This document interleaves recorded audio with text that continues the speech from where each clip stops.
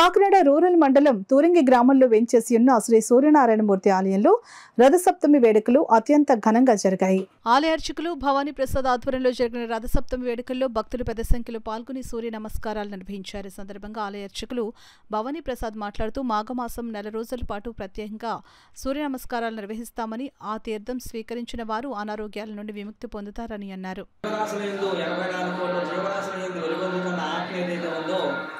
ఆత్మ శ్రీ సూర్యనారాయణ స్వామి వారు.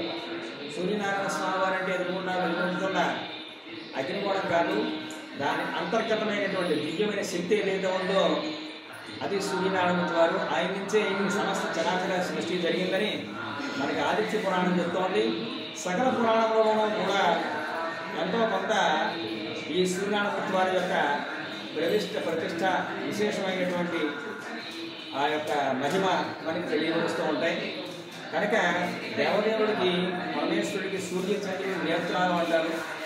నేత్రస్థానంలో సూర్యనారాయణ ఉన్నారు. మనకి హృదయ స్థానంలో సకల జీవరాశులు ఉన్నారు. సకల రోగాల నివారణ కావాలి అంటే మన సూర్యనారాయణ సేవించాలని సమస్త మతములు సమస్త దేశములు కూడా కీర్తిస్తూ ఉన్నాయి.